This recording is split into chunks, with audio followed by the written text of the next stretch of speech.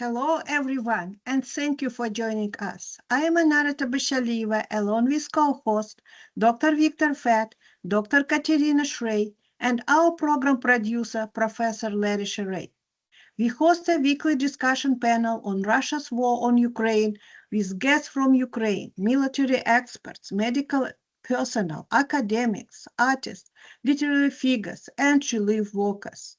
Our panel is recorded and circulated nationally and internationally. We appreciate your comments and feedback. Special thanks to Marshall University Libraries and MUIT for making this weekly event possible. If you are joining us live on Teams, please feel free to use the chat to post any question for our guest. A quick greetings to our viewers in Ukraine from Dr. Katerina Shrey. Вітаємо наших слухачів в Україні з глибоким покліном. Ми далі свідки вашого страшного терпіння і також вашої великої сили.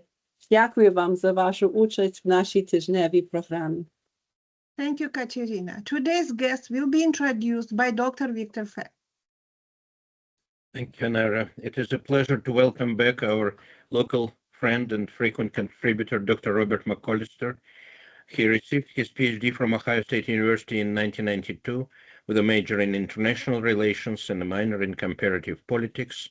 Dr. McCollister specialized in national security policy, arms control, U.S. foreign policy, and, at this time, Soviet politics. Dr. McCollister has taught national security policy studies at Ohio State University while in graduate school, and since that he has taught courses on U.S. military policy, U.S. foreign policy as an adjunct in Shawnee State University and Morehead State University. He also has been a public school teacher and a coach for much of the last 40 years. He currently serves on the boards of two nonprofits, Sunflower Seeds and Green Energy Ohio. This is our 205th recorded session of MUkraine discussion group, Marshall University, West Virginia. Dr. McCollister, please. I will share your first slide. Thank you, Victor. A personal note, I'm about to publish a book with the help of Patrick Grace called Autocratic Capture, The Unraveling in American Democracy. It may be up on Amazon in the next few weeks. So search my name, it may pop up. You know, I was thinking about this as I was preparing this presentation, and what I keep thinking about is my grandson, Miles. He's 19 months old. I've got two granddaughters, but they're much older. They're still at the point, or they're at the point now where they think I'm a little bit weird.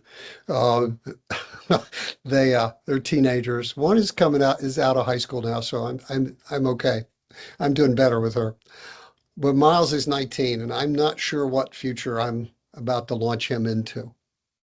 If you spent more than 5 minutes with me, you've probably seen a picture of Miles, but that's what's been on my mind in the last few weeks. Mark Carney made a speech at Davos, which if you have not seen, I recommend to everybody. And as I watched that speech, I realized this is one of the most important speeches that's been made in international politics in decades. When I thought back about the speeches I would compare it to, I went back to 4 that really defined the world at the time and the world we were trying to build. And the first was FDR's 4 Freedoms speech that he made. It was really his State of the Union address in January 1941. We hadn't entered the war yet, but he laid out his vision for what he thought America wanted the world to look like, what he wanted the world to look like when the war was over. And it's an extraordinary speech. I recommend it to everybody. Then the second one I thought about was JFK's peace speech at American University on June 10th, 1963. This was only about 10 months after the Cuban Missile Crisis. And he laid out at the height of the Cold War the kind of structure for peace that he wanted to build that could lower Cold War tensions and make peace possible. It is a beautiful speech. You can watch it on YouTube. And again, I recommend that to everybody. And then the third speech, the third really historic speech I thought about was Ronald Reagan's speech in front of the Berlin Wall. And I think it was the spring of 1988, as I recall, where he called for General Secretary Gorbachev to tear down the wall. And it's also an extraordinary speech.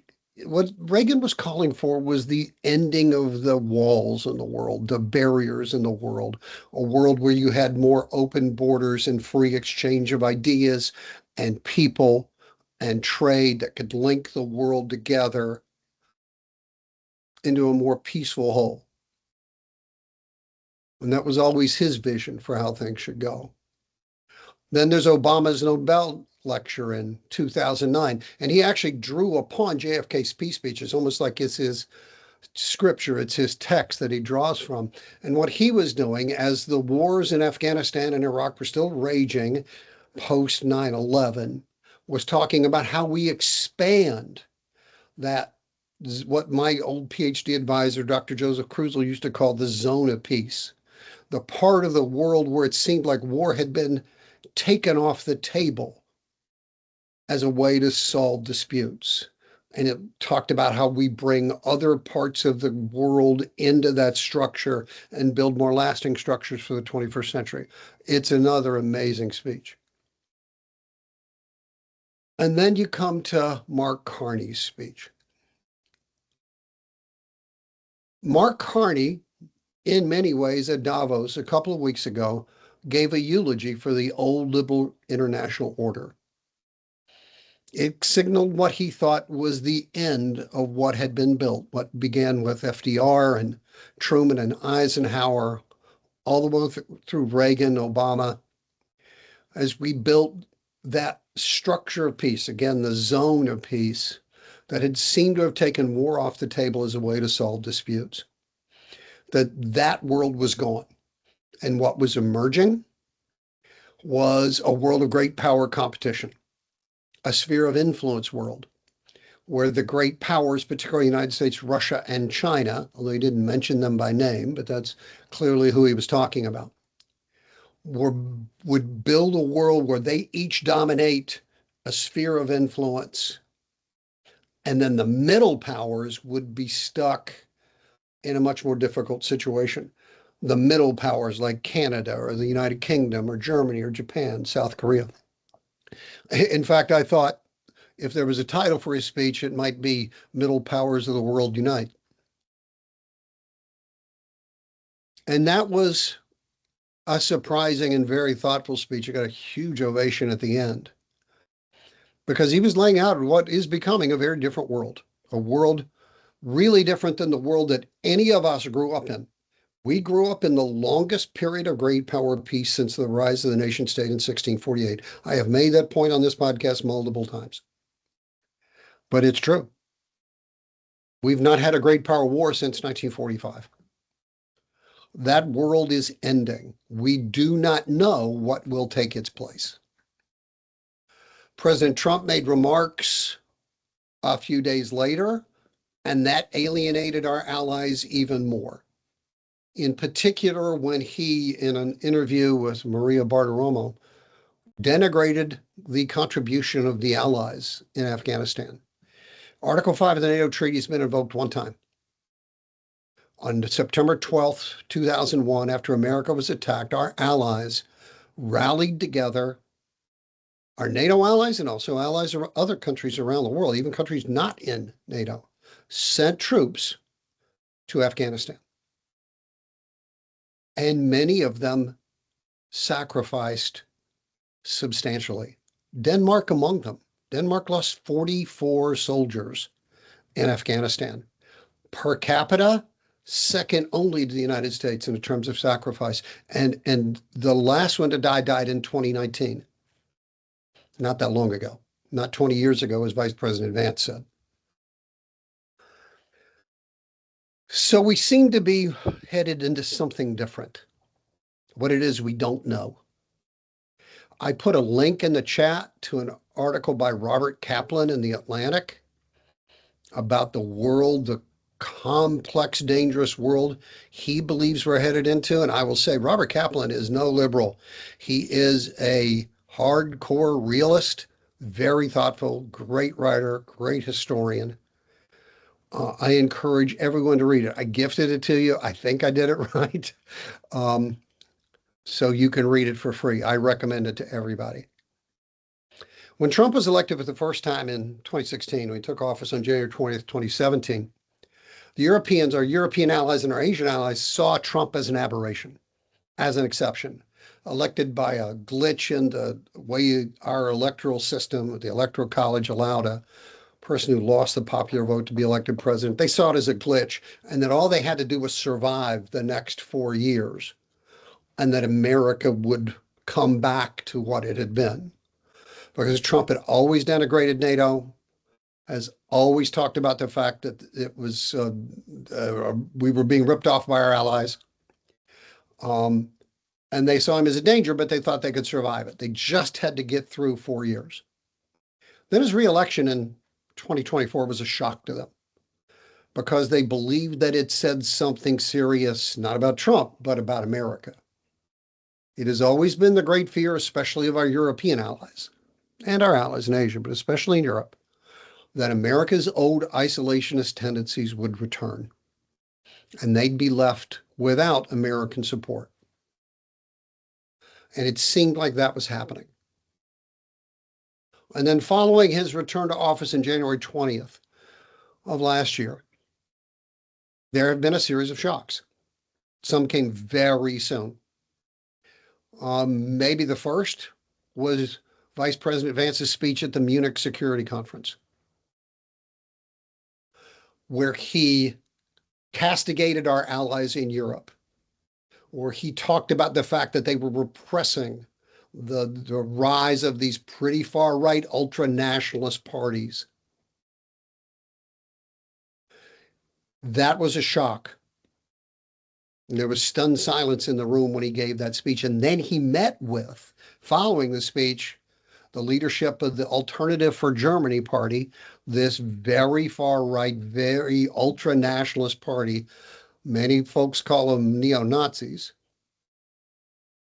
And he met with them rather than with the other Allied leaders. Then you had the catastrophe in the Oval Office with Zelensky, the Anchorage summit where the president stood and clapped for Vladimir Putin and on the red carpet and then adopted many of his negotiating positions following the summit.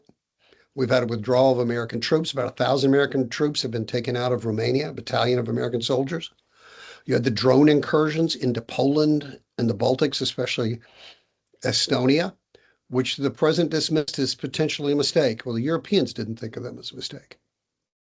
And they found that very, very unsettling, that America didn't rally to their side when that happened.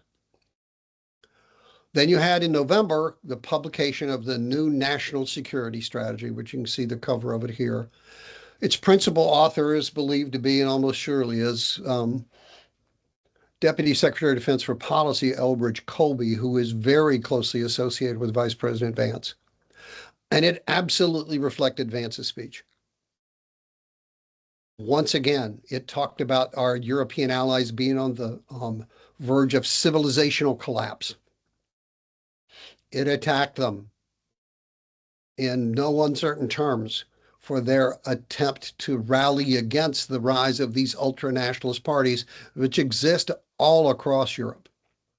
These are very far-right political parties, the AfD in Germany, the Freedom Party in Austria, the National Rally in France, and I can go on. And you have governments. You've got Viktor Orban in Hungary and Robert Fico in Slovakia.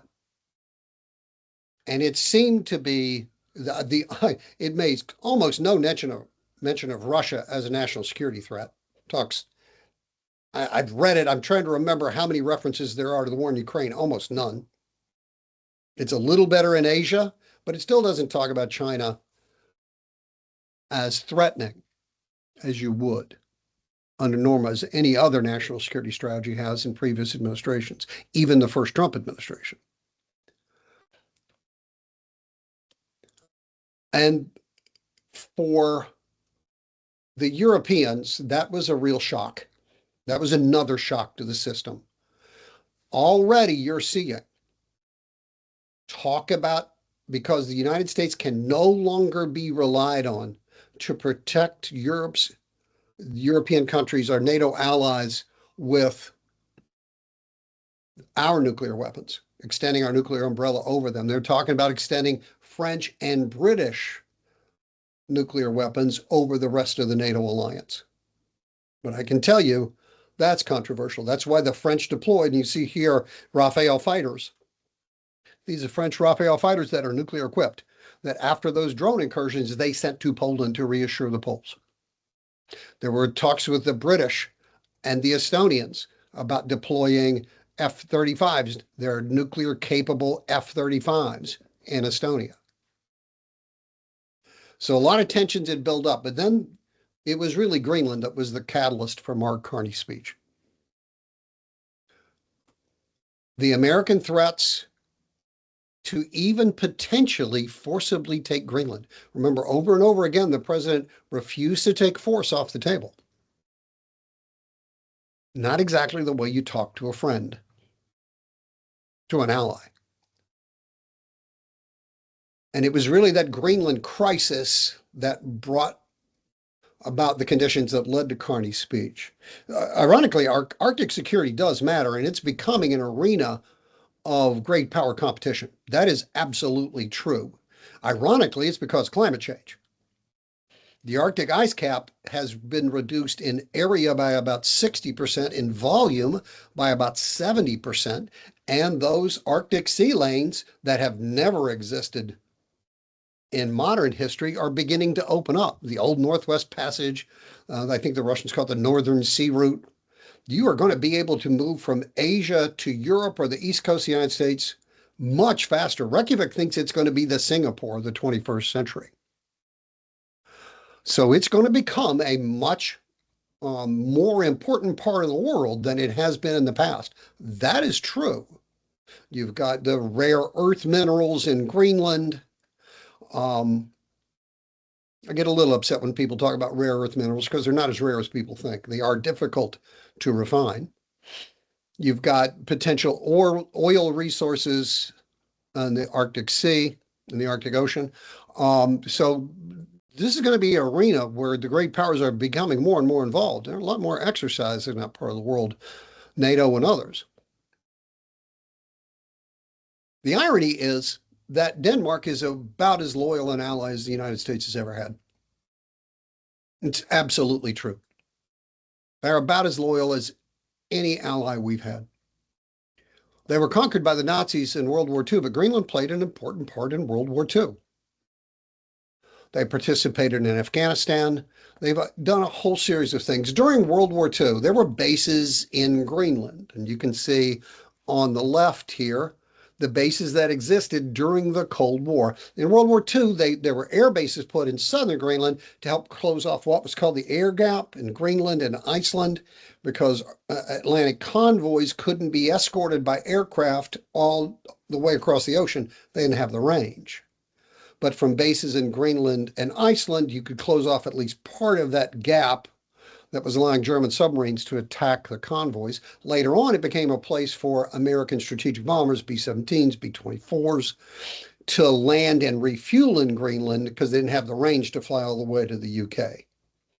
They would fly from Nova Scotia to Greenland, then to Iceland, and then on to the UK. During the Cold War, you can see all these bases. The most important of which was Thule, which you can see in the pretty far north along the west coast. And it's now not called Thule, it's called something almost unpronounceable, Pituffik. Sorry, my Greenlandic is not very good. During the Cold War, Thule was principally a sensor base. It was part of what then was called the BMU system, Ballistic Missile Early Warning System. Radars, when a Soviet ICBM would first come above the horizon, Thule was in place to be able to pick it up. That was the first place you'd get a radar track. You'd get a flash from an infrared satellite in space called Defense Support Program satellite that'd tell you a missile had been launched, but to get the missile's track and to know where it was headed, you had to get it on radar, and Thule was what picked it up. We also staged B-52s out of there. They weren't based there.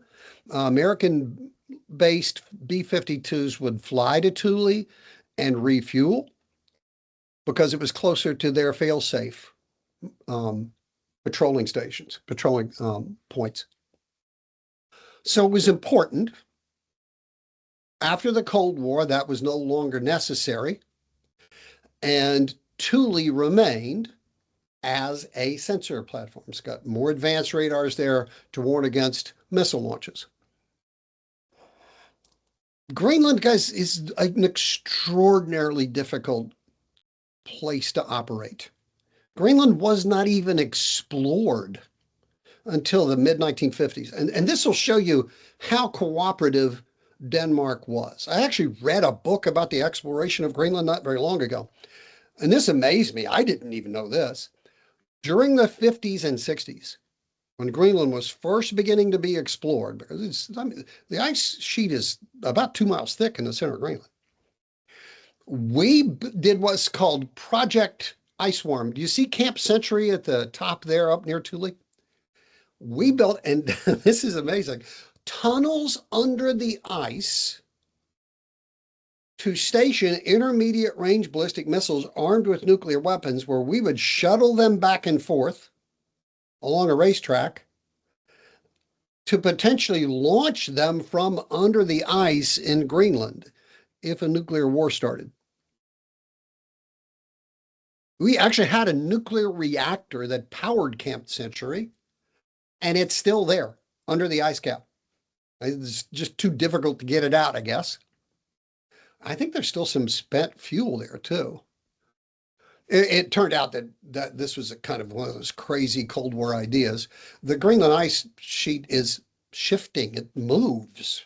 The tunnels were collapsing. It was just untenable. You couldn't do it. And now it's much more unstable than it was then, with the melting that's making Greenland even more important. And that shows you the extent to which Denmark always says yes. In the future, it could be a base for patrol aircraft, I guess. The GEOC, Greenland, Iceland, UK gap has been wired for sound since the Cold War to stop Russian submarines from coming down into the North Atlantic. It's mostly a sensor platform. The president's talked about stationing Golden Dome in Greenland, only for radar, I would imagine. I have no idea how you would station interceptor missiles there. No idea. This didn't have to be a confrontation. All we had to do was ask. Why the president wants to own Greenland, I don't know. Maybe it's something in his New York real estate background. I have no idea. But this didn't have to be a confrontation. But it did, and it had dramatic effects. It's what led to Mark Carney's speech. What seemed to be a possibility now seems to be becoming more and more a reality, and I recommend you read Robert Kagan's article. What are the possible futures? One is that NATO limps along, perhaps with a reduced U.S. role, but it somehow survives until the next president, who might be more favorable. That's a possibility. That the U.S.-Asian alliance is the alliance we have, all bilateral, U.S. alliance with South Korea, with Japan, with Australia, the unspoken relationship we have with Taiwan, that those somehow survive, and they limp along, but they're not gone. Mark Carney clearly did not believe that was the future we were headed into. So if it does collapse, and I cannot give you the odds, nobody can give you legitimate odds on this. If it does collapse, what happens? Well, some of it's already happening. Already, and this is what countries do in an anarchic international system, as the liberal international order and our alliance system begins to break down, countries are beginning to see the United States as a security threat. Canada is beginning to see the United States as a security threat. So is Denmark. But so are other allies, South Korea, even Japan. are beginning to see the United States as a national security threat. When countries see a superpower as a threat, they balance against it, happening as we speak. Mark Carney, after Davos, went to China and negotiated a trade agreement with the Chinese to allow a limited amount of Chinese EVs to be sold in Canada, potentially expanding into joint production, in exchange for the opening Chinese markets to Canadian agricultural products. I think Keir Starmer from the United Kingdom is in China today. I know he was there yesterday. I think it's a 3-day visit. I think this is the end of it. It could have been yesterday. I haven't heard the outcome of that, but he was negotiating a trade agreement with the Chinese. People are balancing against the American threat.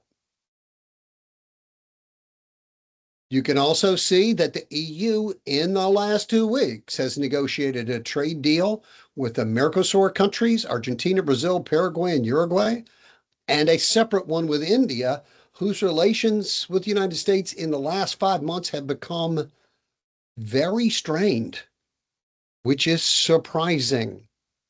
India is a natural partner if you want to balance Chinese power, but the relationship between Trump and the Indians has become very strained, which is why Prime Minister Modi showed up at the Chinese celebration of the end of World War II, along with Vladimir Putin. That was a signal. You can expect South American countries to begin to balance against the United States, especially Brazil. Especially Brazil will balance against the United States and reach out to China. Expect that to happen. The Trump administration's relationship with Brazil are very strained. We slapped 50% tariffs on Brazil because their former president, Jair Bolsonaro, was convicted and sentenced to prison for sending a mob to storm the Brazilian capital to overturn the outcome of an election that he had lost. Sounds familiar. Africa is growing much closer to China. Africa and parts of Asia, Pakistan especially, are making a remarkable transition to both renewable energy and electric vehicles. China will build Africa's grid, and Africa is going to become a much more important continent in the 21st century. So countries are already beginning to balance against the United States.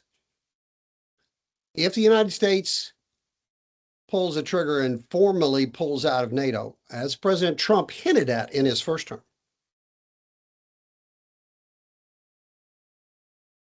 if he does that, can NATO survive as a European-only institution, along with Canada? That will be extremely difficult. The United States was the distant superpower that shared their interests, that believed in democracy and human rights, that saw the threat from the Soviet Union. The United States was the country that found the solution to the German problem that had vexed Europe since 1871 when Germany was created. What do you do with this semi-superpower smack dab in the middle of Europe? The American answer, the NATO answer was, the EU answer was, you bring them in. You surround them with allies, you put American troops in Germany, you guarantee you have their back. That allowed the rebuilding of German military power, which up until the end of the Cold War was more substantial than people realize, but within a NATO context, commanded by an American general.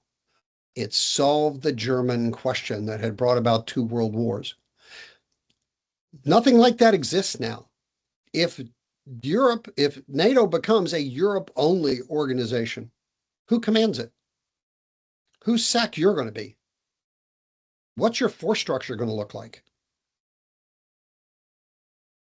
How many armored divisions? Who's going to contribute? Are these going to be multilateral divisions all the way through? Is everybody going to commit brigades of their own? How are they going to? It is incredibly complex. Without America as the leader, solving disputes, building consensus to manage an alliance of what would be 31 countries without the United States. And we know this because we tried it. When the Soviet Union began to build a reliable second strike capability in the 1960s, as their nuclear arsenal began to grow, there was worry the United States might not defend Europe with its nuclear weapons. So there was talk about building a European deterrent, called it the multilateral force.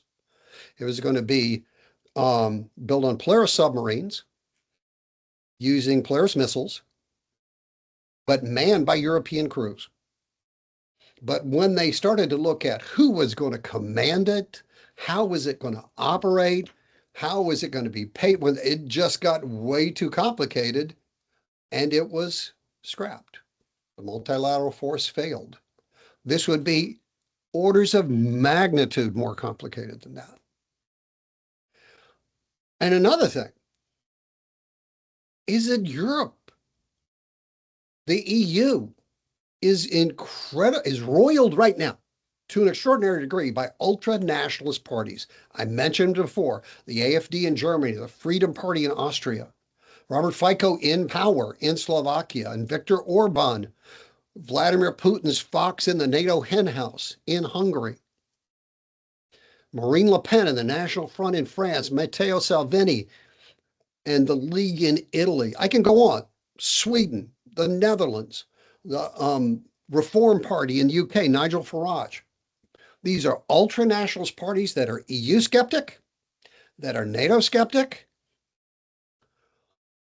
When Macron floated the idea of extending the French nuclear deterrent over the rest of NATO because America can no longer be relied on, immediately Marine Le Pen, the leader of the National Front, said that cannot happen. This is for France and France alone.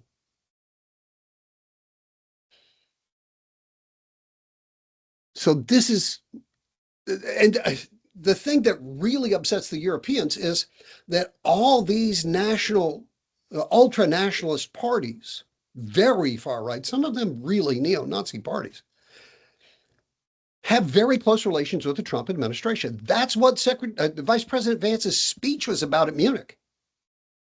That's what the national security strategy talked about. We've just found in the last 2 weeks, that 2 American diplomats met with a French magistrate to try to convince her to lift the ban on Marine Le Pen from running for the French president in the next round of elections.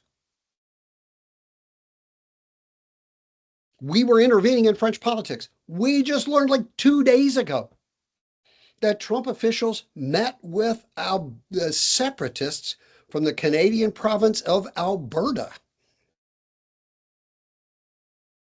And Secretary Bessent even talked about how much Alberta shared with the United States, more than the rest of, especially the French-speaking part of Canada.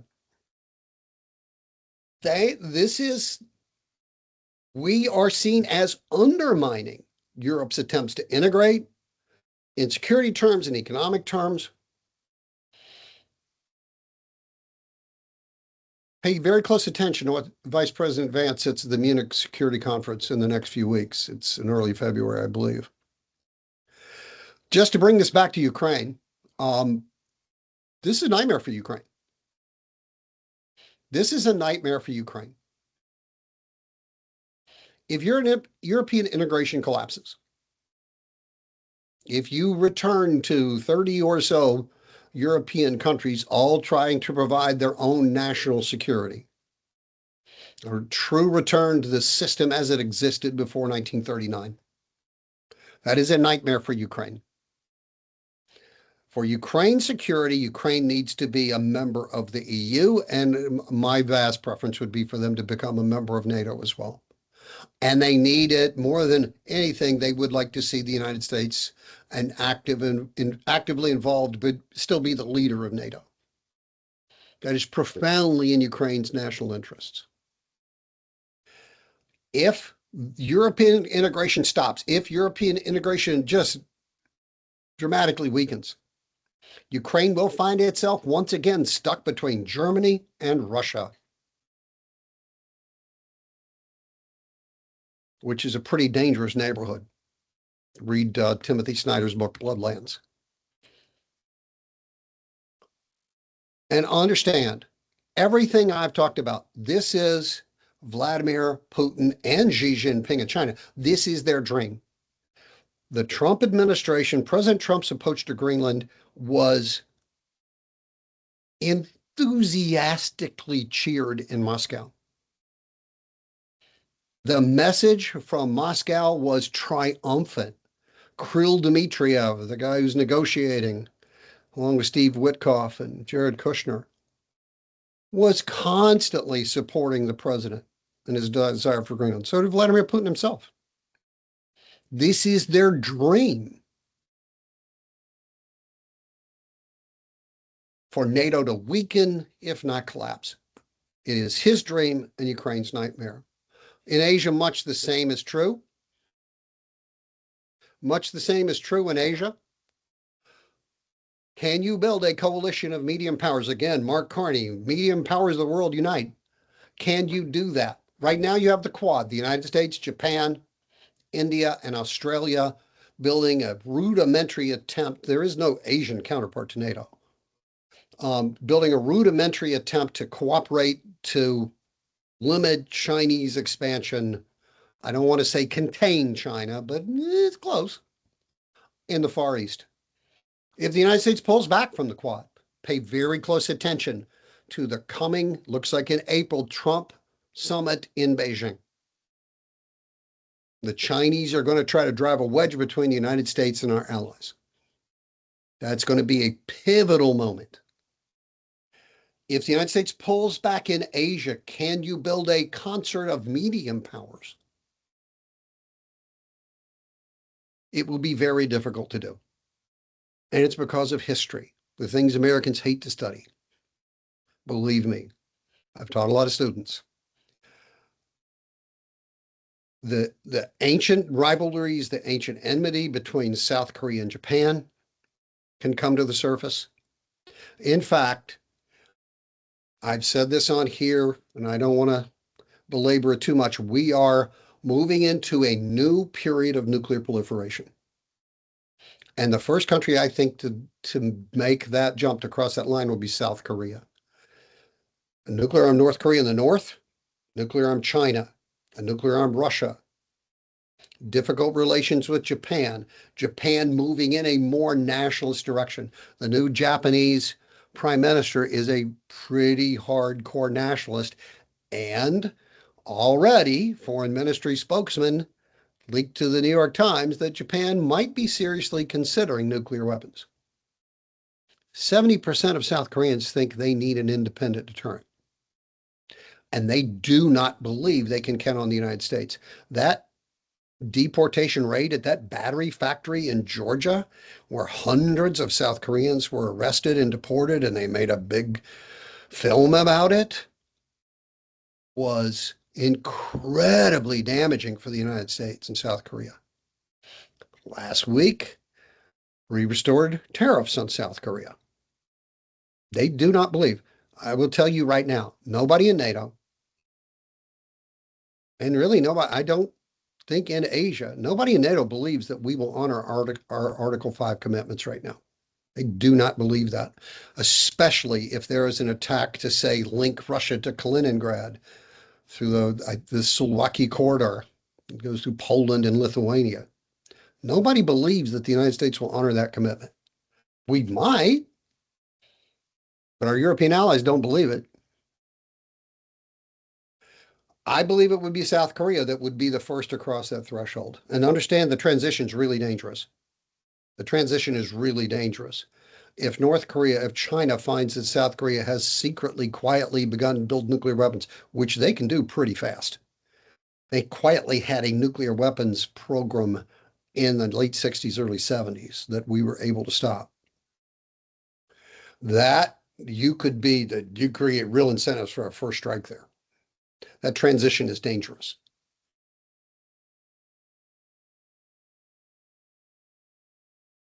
So that's that's a difficult place to put something together there as well.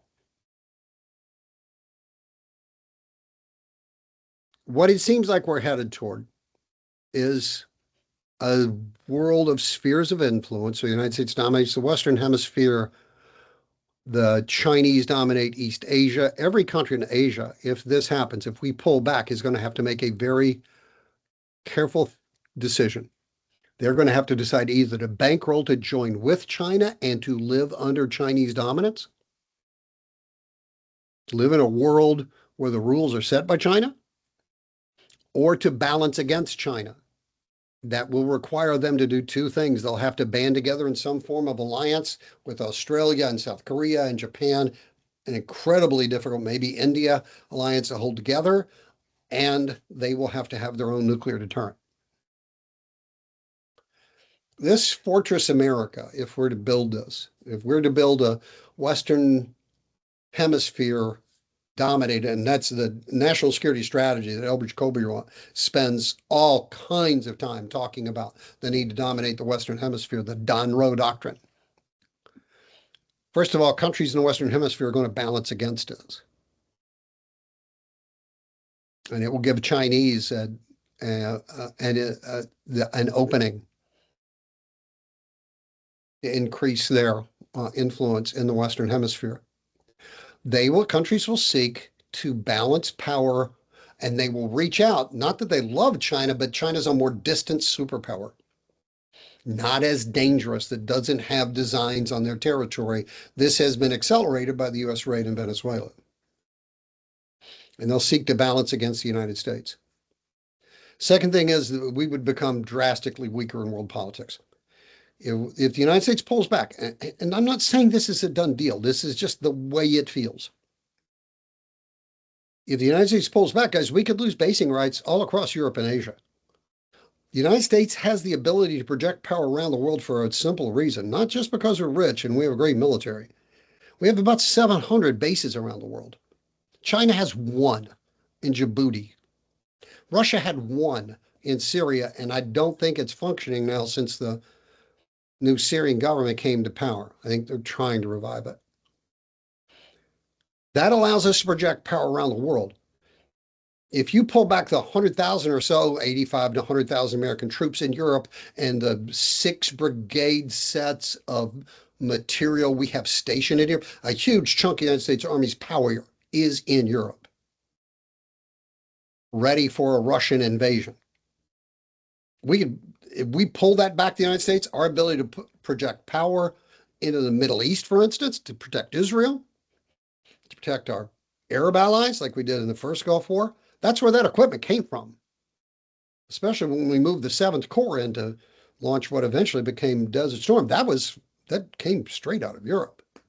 We lose those bases in Japan, the 3rd Marine Division in Okinawa, the air bases in South Korea. Our ability, and Japan also, we've got 2 major air bases in both countries. That ability is going to be weakened. We will be projecting force from Hawaii, Guam, from the United States. Radically more difficult. We're back to pre-1941. And one thing, and I've said this several times, and I'm not going to beat this to death, but in a new era of nuclear proliferation, the United States will be in grave danger. There is no chance, and this is not a controversial statement among people who study this, that we can build a ballistic missile defense against ICBMs anytime in the medium, not just near future, but medium-term future. I'm talking about out 20 years, probably 30. You're going to have a world of multiple nuclear powers. Poland will be sorely tempted to do it, and perhaps Ukraine, and Ukraine can do it. They have the capability to do this. We think of nuclear weapons as advanced. Nuclear weapons are 1945 technology.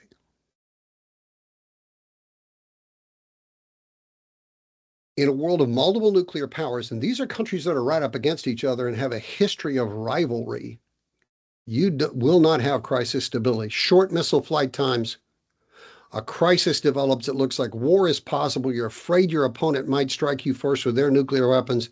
What's the incentive? You go first.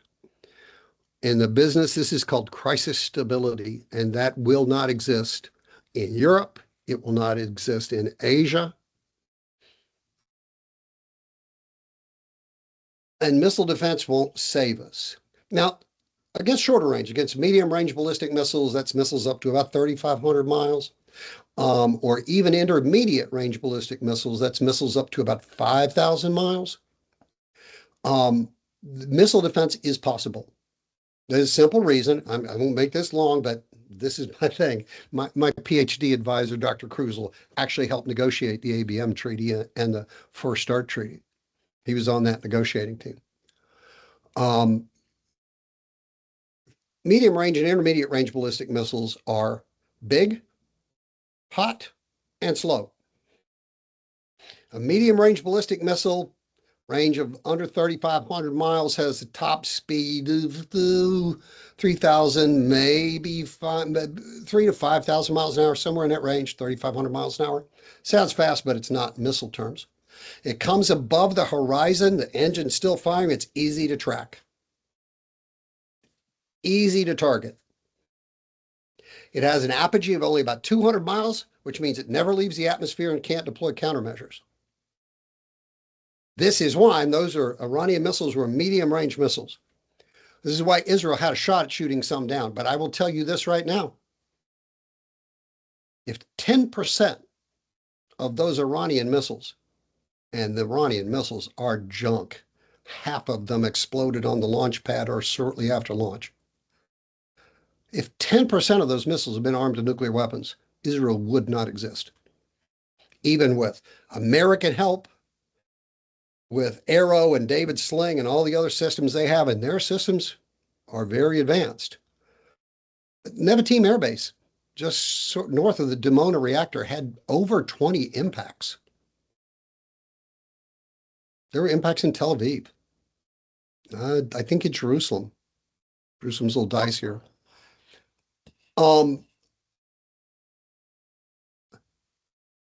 When you're talking about intermediate range missiles, it's a little harder, a little higher speeds, 6,000, 7,000 miles an hour.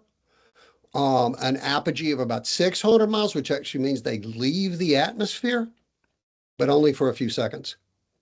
You still have a shot at shooting them down with THAAD, with Patriot, those kind of systems. ICBMs, we don't have a clue how to do it.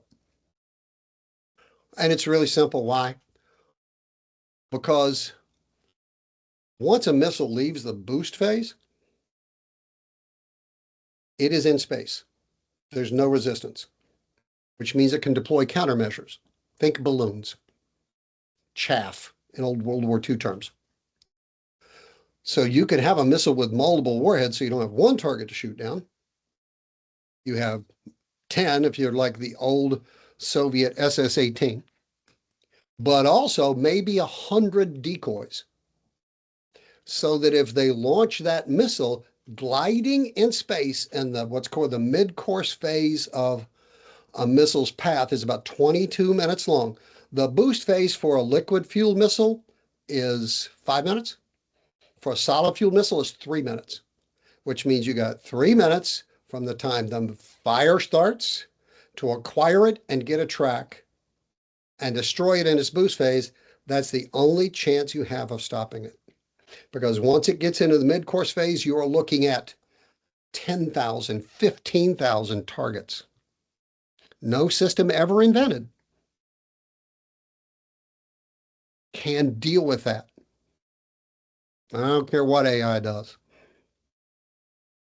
And once you re-enter the Earth's atmosphere, it's seconds before impact, which means you got to have missile defenses in space to hit them in the boost phase, which means from the time of launch to the time they enter the atmosphere and deploy their countermeasures, you got 3 minutes. And I'm going to try to put a link in the chat, but I can't get it to work because I'm not technically competent. But if you're going to hit, if you had a launch of 10 missiles, 10 North Korean missiles, just 10, Remember, the Russians have 1,500 warheads. I forget, I'd have to go back and look at the number. I think it's 700 ICBMs, somewhere in that range. Just to shoot down 10, you have to have 1,600 interceptors. Forget lasers. Interceptors, kinetic interceptors in low Earth orbit at all times. Just to shoot down 10. To shoot down a large attack, you're looking at, I think it's 40 to 50,000. And because there is no prospect that we'll be able to do this. I mean, it's not a secret. I mentioned it several times on here, and I thought I should probably explain it a little bit. I'm running low on time. The best way for us to deal with this situation is for the United States to strengthen NATO, to strengthen our Asian alliances, to confront China with a unified world of 1 billion people and 60% or so of the world economy, to tell the Russians to bring Ukraine into EU and into NATO, to tell the Russians, to tell the Chinese that if you want to be a disruptive imperialist power, you are going to face the greatest coalition of nations the world has ever seen. Always remember what Winston Churchill said, the only thing worse than fighting with allies is fighting without allies. And with that, I'll take your questions.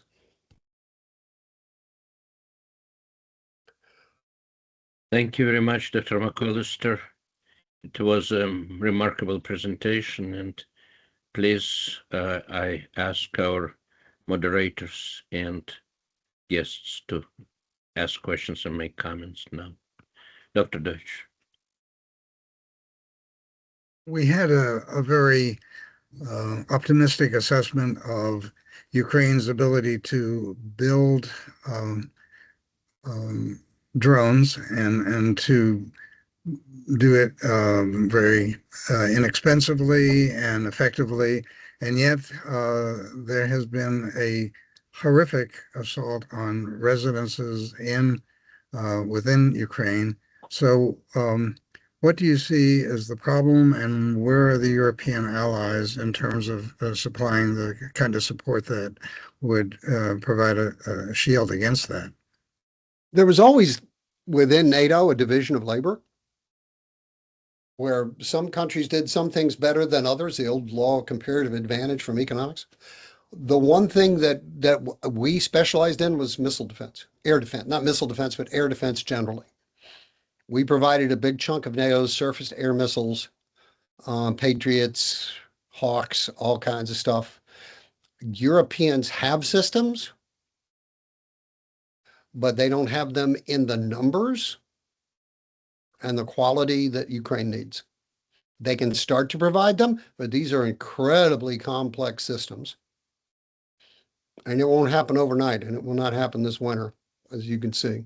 And the United States is not really providing them. We cut that off. I don't know about purchases and stuff, how much the Ukrainians have been able to buy from the United States recently. I've been busy writing a book, so I haven't had time to, I've fallen a little behind on some things, but I mean, the result's obvious. I mean, Ukraine is in a real crisis right now. People are freezing to death. And here, this has infuriated me in the last few days. More and more evidence is coming that Americans' tech companies are supplying the Russians. Starlink, that the Russians are using Starlink to help guide their drones. And there's a new one. This one came out, I think, 2 days ago. The owner of the Minneapolis Grizzlies. I'm not an NBA fan, so I don't know the guy very well. And I'm not a tech person, so I don't know the guy very well. And I think his name is Robert Pear. Has a company called Ubiquity, something about Wi-Fi, and they're using those systems to guide their Shahed drones. That's going to become a big story in the next few days. He's the owner of the Memphis Grizzlies, Minnesota Timberwolves. I don't watch the NBA. I'm more of an NFL guy. And that, to me, that's unacceptable. Anyway, Wow, that is really discouraging. yes. But a lot of those folks, that's where their sympathies lie. Musk. Thank you. Anara, please.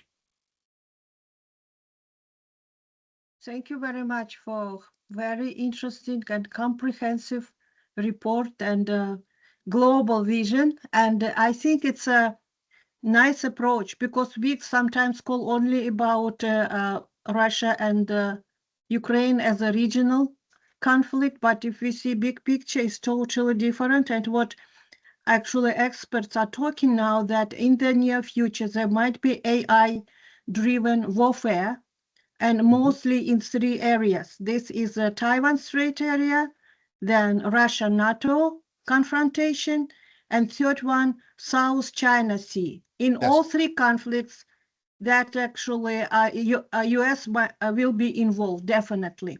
So that's why in your actual, what do you think, will be number 1, might be number 2, and what might be the development, all these 3 important hotspots, and it might be 3 all together at the same time. So Yeah. I'm interested in your vision of the near future, connected to AI also. Yeah. In the European region, I think, and you've highlighted this, is Kaliningrad. I think it is absolutely Vladimir Putin's desire to rejoin Kaliningrad with the rest of Russia and to reacquire the Baltics. I think he wants all of Ukraine too. So I think that's the most likely place for there to be conflict. AI drones there. Here's what I think we're entering. This is a big debate when I was in grad school. There's a guy named George Quest who wrote a book about it. In international politics, you had alternated between periods where offense dominated and defense dominated. And in periods where offense dominated, people were able to conquer territory. In places where defense dominated, it was much more difficult to be an imperialist power because the technology and the organizations of the time made advancing more difficult. Okay, think of the American Civil War. In the American Civil War, the side that won was always the side that had the high ground and the stone wall. Lee's guys march across that field at Gettysburg. I've been there 15 times and got mowed down. Same thing for the Union troops or United States Army troops. There was no such thing as the Union Army. Never has been. It was the United States Army. Got mowed down at Fredericksburg. Defensive dominance. World War I, defensive dominance. World War II, they found a way around that problem and allowed offense. I think we're entering a period of defensive dominance. I think with drones, because what was World War II about? World War II was about massing your forces, using armor to penetrate an enemy's defenses and then rapidly advance. Think of the Germans in the Ardennes in May 1940. The United States after D-Day and the British after D-Day. The drive on Paris and the drive toward Germany.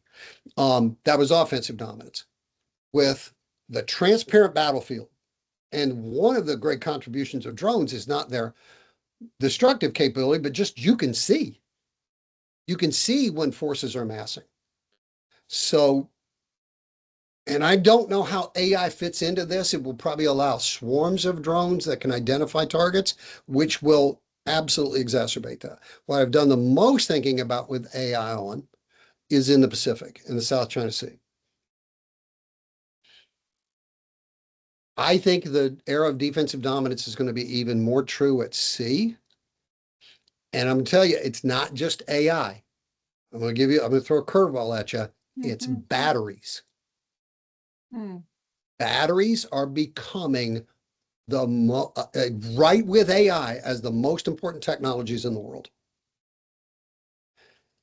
We are now looking at battery-powered drones, which can use AI. I don't think the AI has to be super advanced, though, for them. They just have to be able to recognize targets. What counts is the sensor. AI will help them differentiate between because the underwater environment can be really complex. Battery-powered drones. The batteries are developing longer and longer lifespans and recharge much faster. I mean, the Chinese now are putting into production for their EVs, and this is why the EV market matters. They're developing economies of scale and teams that know how to build these and learning by doing.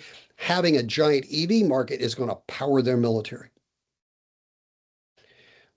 They have an automobile drone that's going to have a range of 610, 620 miles and be charged 70% in 10 minutes. Put that in a drone at sea. Cheap, completely silent, and war at sea is always about sound. You're going to put a $2 billion Virginia-class submarine, if they saturate the Taiwan Straits and the area around China, if they saturate that with drones, I mean, a $5 billion Gerald Ford-class carrier, they're going to have to move much further back and probably become drone platforms, launch their own drones. Even submarines, no more nuclear submarines, battery-powered submarines, and batteries are silent, which means they're very hard to find underwater. Battery-powered submarines, which have a tiny nuclear reactor when the battery runs down to recharge them, so they never have to surface. And I've just been reading about this lately, and it's blowing my mind. I've actually got an article up I haven't had a chance to read about how this is going to transform warfare in the Pacific. And please, let's restore the IRA tax credits and get our EV industry going. Batteries have gigantic national security implications. Thank you. In this actually view, I have another question. Is war between Russia and Ukraine is just rehearsal for bigger conflicts in the near future? If the United States pulls back from its commitment to NATO, and I'm going to tell you right now, nobody in NATO believes we'll honor Article 5, but maybe we repair that. And here's what's going to happen. Watch and see, do we start to pull troops out of Eastern Europe? If we start to pull out that 85 to 100,000 men, we have what they used to be called POMCA sites. Back when I was in pre-positioned operational material configured in unit sets. I think they're just APS sites now because it's not as bad an acronym. Advanced pre-positioned supplies. We have huge warehouses with tanks, with Bradleys, with all the stuff that armored brigades need. I think it's enough for 2 armored divisions, as I recall. There's 6 big ones and a lot of smaller ones. I think 6 more smaller ones.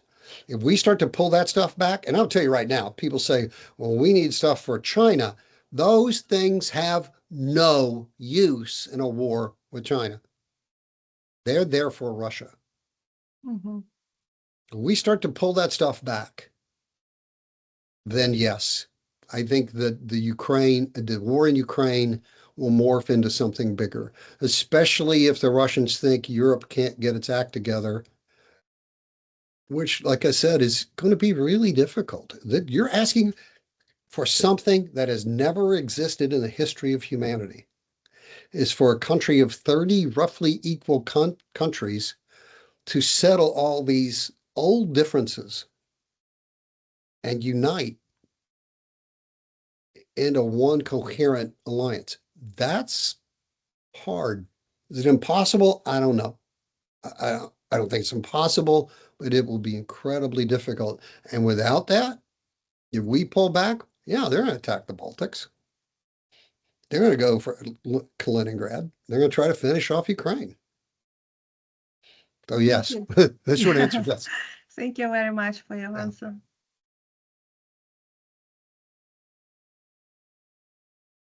Thank you. Thank you. We will take one more question from Leslie. Please, Leslie.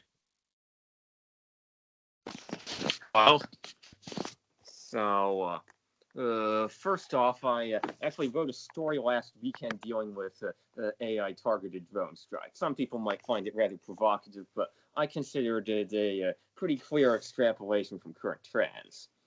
But anyway, what I really wanted to bring up, and this might be opening a whole new can of worms, but the Board of Peace, which I joked is called the Board of Peace because most of the people on it are Board of Peace and have started at least one war. But let's just discuss for a moment the Board of Peace and the current makeup of people who have signed on to it, which does not include any of our longtime allies like the UK, France, Germany, South Korea, any of those countries. Instead, contains our traditional allies like Kazakhstan, Vietnam, let's see, who else is in there? Belarus just got in. Qatar. Belarus Yes, was just in. Our great friends Belarus.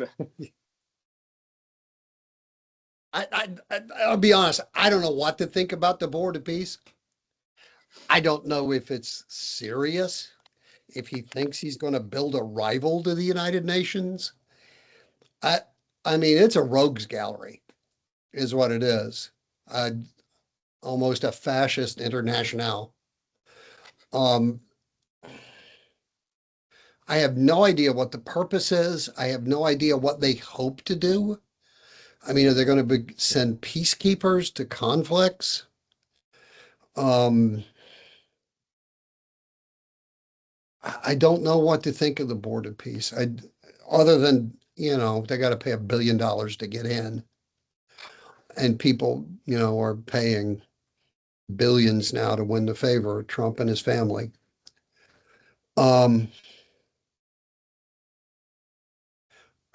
I'm just stunned right now. It's so new. I don't even know what to think of it. If it is a serious organization. So all I can say is I guess we got to wait and see what it does. And, another thing that I was hearing on the news earlier today, actually, that I think it might have been Antonio Guterres, I'm not sure, but I think somebody was saying that the UN was basically running out of money because of how much funding the US has been cutting. So it seems to make sense on some level that if they're cutting funding for one thing and they're charging $1 billion for this other thing, then that means that they have all of the money that might have gone to the UN and the extra money from people paying the $1 billion to do things with the Board of Peace, I guess. Yeah. Or it's just going into an account to enrich Trump. Either way. Richard Holbrooke, who used to be the U.S. ambassador to the United Nations, negotiated the Dayton Peace Accords in the Clinton administration. I know a lot about that because my Ph.D. advisor, Dr. Krusel, was actually with him when they were negotiating what became Dayton and was killed in a road accident in Bosnia. It's a great book about it. George Packer wrote it, called Our Man, about Richard Holbrooke. Richard Holbrooke called the United Nations a big building on the East River in New York. The United Nations is a gathering place. The world is still made up of nation states. The power still lies with nation states and with this extraordinary system of alliances we built, which is the real force multiplier for the United States in world politics. It is what makes us the greatest superpower the world has ever seen, is this system of alliances. But the United Nations is a gathering place where countries can come together and try to find solutions to problems.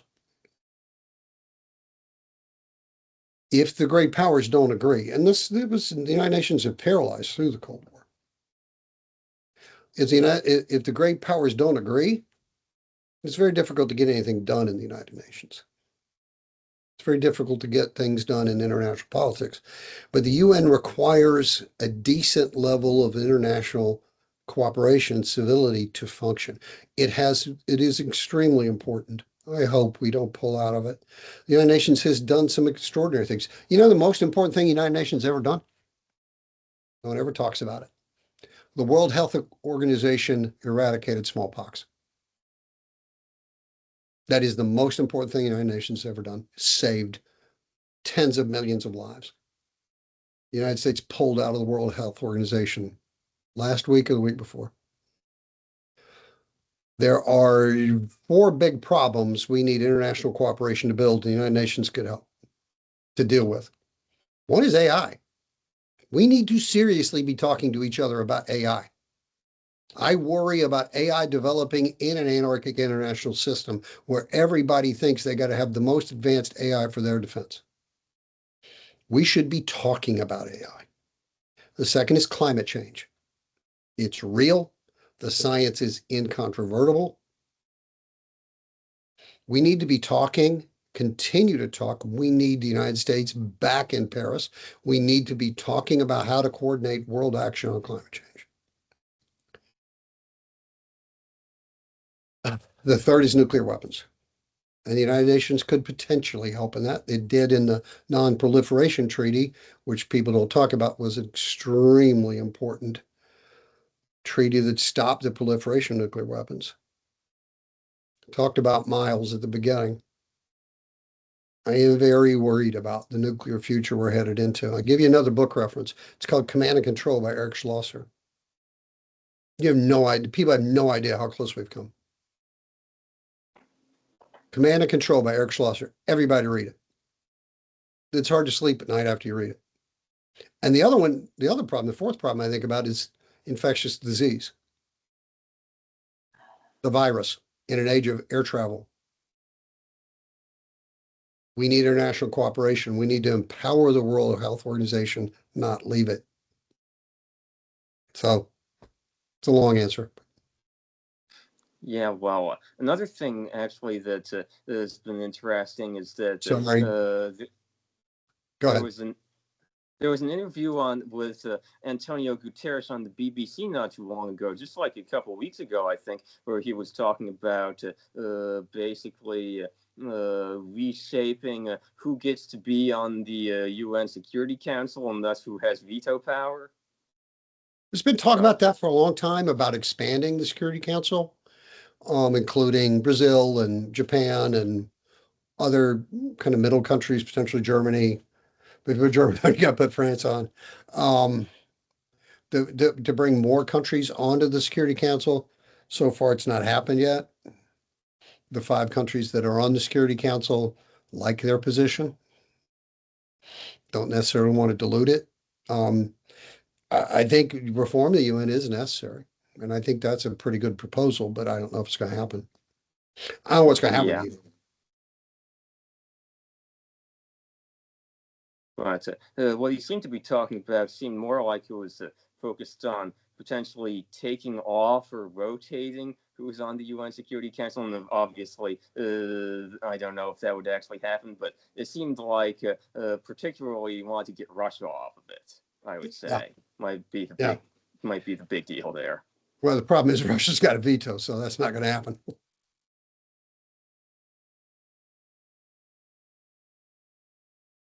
Thank you. Thank you, Leslie. Thank you, Bob. Katerina, please. I'm so grateful you opened with thoughts of your grandson, and those thoughts have stayed with me through everything that you've said, and so sobering, and it's so sad, and it's hard not to feel helpless. I'm trying to think of like what as ordinary citizens we can do to I don't know, just let the rest of the world know that we're not all like that. You know, that when you said that we're now being seen as a threat to other countries, like I'm not used to that. You know, I'm used to being the good guy. I'm used to being the one who comes to the rescue, and speaking of myself as an American. And so it's really hard. It's a strange feeling to be thought of as the bully, as the aggressor. It's really, and I don't know what to do about that. You know, I feel like I'm complicit in it because I'm an American, but I'm not, you know, and then so part of me is just, I don't know what to do with that. I don't know how to counter that in my own daily actions, and I don't know. And then the other thing is that as you've laid this out so beautifully, like going back to the foundation, to the speeches that you made, the connection to the historical framework, the recent events, and I really, really appreciate this. And as you're speaking, part of me is thinking, how do people not know this? How do the decision makers not understand this? I mean, I don't understand this. How I don't understand why, as a country, we're doing what we're doing. And you mentioned people don't like studying history. I mean, boy, this is a great argument for the value of history. I guess I don't have advice. And what's the advice for someone like me? Okay, shameless plug. Yeah, no, I was looking for your book on Amazon. It's not there yet. I was waiting not there yet. to It's put not into there yet. yeah. Here's a potential cover. Nice. Patrick came up with that. There's a chapter about that. I think in the end, we're going to look back to the Civil Rights Revolution, Civil Rights Movement, the most powerful movement for democracy in American history, along with the abolition movement, not unrelated. In a democracy, the people's voices have to matter.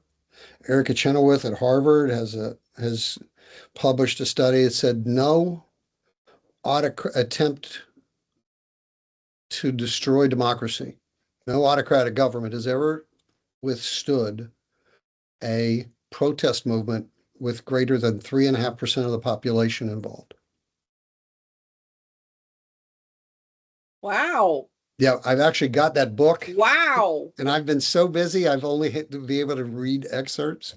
But I think in the end, we're going to look back to the Civil Rights Movement as an example of what to do. Wow. Thank you. Yeah. Thank you, Dr. McCollister. Thank you very much. And I will ask Dr. Shrey to say a few words to our Ukrainian viewers, who I hope will watch and understand what's going on right now here in the United States. Yeah, and I'm definitely going to, I will be forwarding this to specific individuals in Ukraine. They do, a lot of people in Ukraine understand English, and they really do need to hear this. This is amazing. Дорогі браття і сестри в Україні, ми зберігаємо вас у наших щоденних думках і молитвах. Нехай милосердний Бог тримає вас у своїй опіці. До наступного тижня. Прощаємося. Слава Україні! Героям слава!